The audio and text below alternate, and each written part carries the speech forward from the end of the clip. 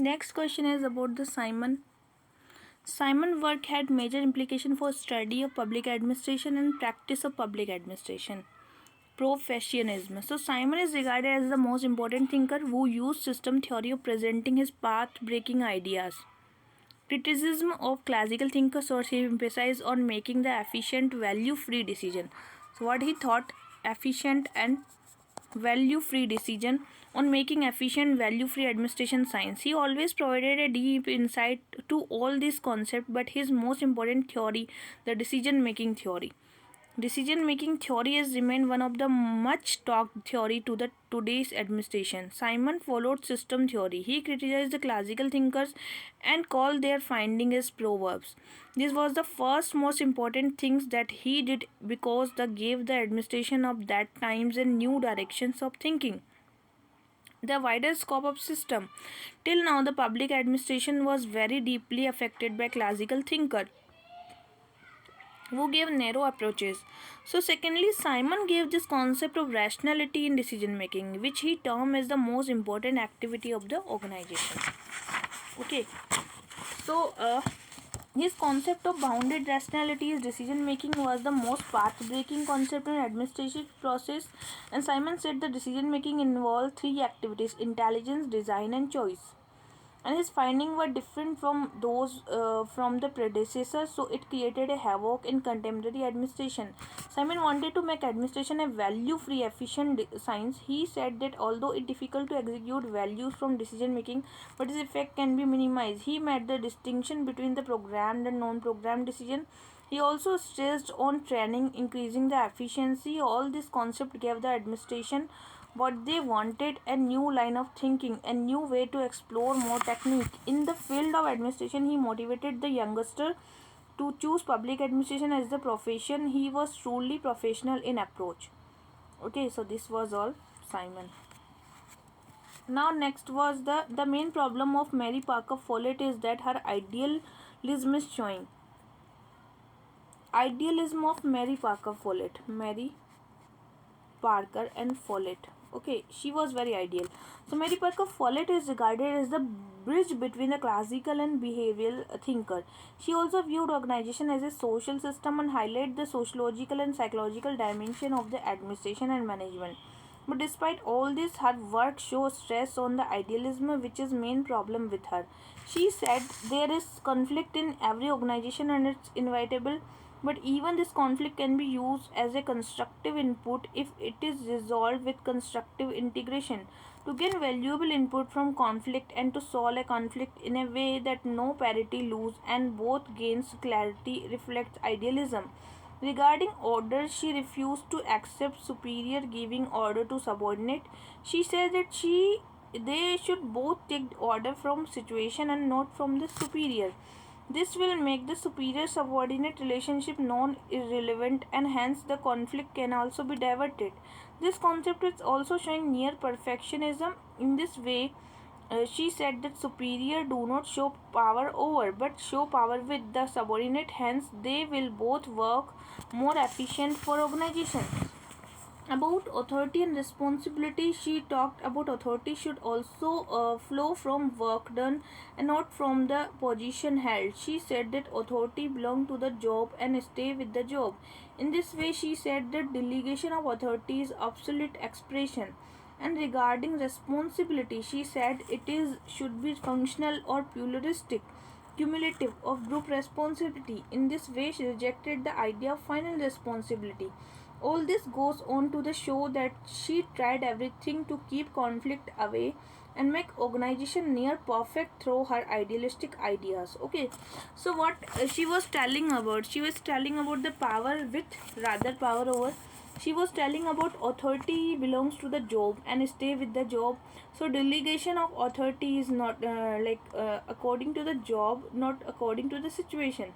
Like she was even believed in the situational authority also, but she talked about the authority and responsibility. She said that authority should also flow from the way done, not from the position held. Okay, so next question is, no science of public administration possible unless there is a body of comparative study from which it may be possible to discover principle and generalistic that transcend national boundary and historical experiences.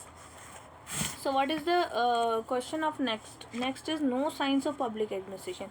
It's about the science of public administration. Unless there is a body of comparative study from, like, it is talking about the comparative study discover principle and generalities, transcend national boundaries and historical experiences. So how we answer this question? The case of public administration being a science has been stated in three ways, varying in the degree of claim made. On the lowest plane, it has been said that through the present state of its development, public administration may not merit the name of the science is due course. It may become one. What it present to us present is a framework of connected ideas, public administration, which provide a basic for further study, analysis, and when there have been carried forward, sufficiency of public administration will emerge as a science, just like other social science. Working in a field where there is still so many unknown factors, so much territory explored, the student can do more that than suggest a framework of through help others to make their own synthesis out of the experiences. The fact that this principle collected from writing of the dozen of different people, many of whom made no attempt to correlate their work with that of others, can be presented in the coherent and logical pattern. So common element in all experience of conduct of social group that the true science of administration ultimately possible. Okay, so next question is the study of decision making is proceeding is so many directions that we can lose sight of basic administration process that Bernard and Simon were trying to describe, and that so many men have been trying to improve. Like decision making is so many directions that we can lose sight of basic administration process. It's a lose side of the, what is this is a lose side. See, this is a loose side of the administration. So see, the decision making is one of the most vital activity of the administration, which determine the direction of progress of that organization. Most of the organization give it the highest priority in their functioning, and this emphasis on decision maker is not a wasteful activity. The researcher on decision making have been going on right from the time when public administration itself was in evaluation stage. The first comprehensive analysis of decision-making process is given Chester Bernard. He observed the process of decision-making are largely technique for narrowing choices. So after him, the most important scholar was Herbert A. Simon, who gave a path-breaking decision-making theory which is relevant till now and which gave a new line of thinking to the scholar on decision-making. He defined scholars' decision-making as the optimum rational choice between alternative course of action. So what Bernard said, it's a rational choice. It's a rational choice. But now decision making theory has been diversified. But it's diversified. Okay, and it's moving in so many directions that it become virtually impossible to understand what the actual theme was. Decision making, according to Simon, was the heart of organization, and it comprises three major phases named the intelligence activity, design activity, and choice activity. A person's decision making depends upon two premises of factual and values. The fact premises can be empirically validated, where the value premises cannot be validated.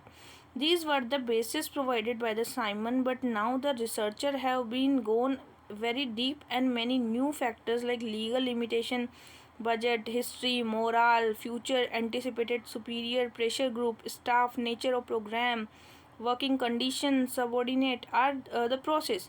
With so many factors involving decision making process, it seemed to become more complicated, and it was once propounded by Simon. In between so many factors, the central focus seemed to lose. Even decision have not many types like routine, repetitive, program, non-program. There have been numerous techniques that are being devised to improve the decision making, which include the operational researcher organization and mathematical analysis of model, computer simulation, electronic data process. With the so many researchers that are going on with every single field of decision making, and which give rise to diversion of focus. The focus should be on decision making as a basic for administration, which was suggested by Bernard and Simon. and which both term the decision making as a narrow showing of alternatives and choice of activity. But with so many researchers in this field, it hard to understand so many factors involved in decision making. The study on decision making should be vast, that is, will not be far away when the decision making will be regarded as subdiscipline of public administration. So next question is what? Next question is about the Bernard. Bernard, while analyzing the multiplicity of satisfaction, clearly identified four specific inducement. So she talked about the inducement. Okay, so Bernard defined organization as a system of consciously coordinated activity, two or more person. Here they emphasize on system of interaction. It is the system composed of the activity of human being, a system in which the whole is always greater than the sum of its parts and each part is related to every other part. So according to Bernard, an individual is never willing to contribute his activity to a particular organization. Bernard strongly disapproved the concept of economic man and propounded the theory of contribution, satisfaction and equilibrium contribution, which may be regarded in terms of organization as activity or possibly only when it is advantage to individual in terms of personal satisfaction. Here it talks about the satisfaction, equilibrium and contribution. Okay, satisfaction, equilibrium and contribution. Satisfaction, equilibrium and contribution. SAC was the main important thing in the Bernard. Okay, so Bernard strongly supported the concept of economic man and propounded the theory of contribution, satisfaction, equilibrium and contribution, which may be regarded in terms of organization as activity as possible only when it is advantage to individual in terms of personal satisfaction. So Bernard say that if each man gets back only what he puts in, there is no incentive, that is no net satisfaction for him in cooperation. What he gets back must give him advantage in term of satisfaction, which almost always means return in different form of contribution, making the management generating inefficiencies, preventing the specialist from expertising the full range of responsibilities. So to overcome these and also to remove the barriers that at present debar the specialists from the reaching the top level of management, wider outlets need to be provided by suitably modifying the prevailing concept of monopoly of generalism by encouraging liberal entry of specialists as administration and policy functioning at a key level. Of late, certain measures have been taken in one country to induct specialists into higher administration position at the center as well as a state. The Department of Atomic Energy has all along been headed by the nuclear scientists. Similarly, the Department of Space Electronic also had technical persons. So, Department of Science and Technology, which scientists and science research organization departments are also dominated by scientists. So, the present needs obviously is for more purposive development of professionalism in administration. The base of such professionalism is not necessarily provided by single specialist but a variety of background and discipline. Bernard, while rejecting the viewpoint that man is mainly motivated by economic incentives, she talks about the multiplicity of satisfaction and identify four specific inducement: material inducement such as money, things, physical condition; personal, non-material opposition for distinction, prestige, power; desirable physical condition of work, ideal benefits such as the pride of workmanship, sense of adequacy, altruistic service, family or others' loyalty to organization and patriotism, and aesthetic religious feeling, and the satisfaction of motive of faith or revenge.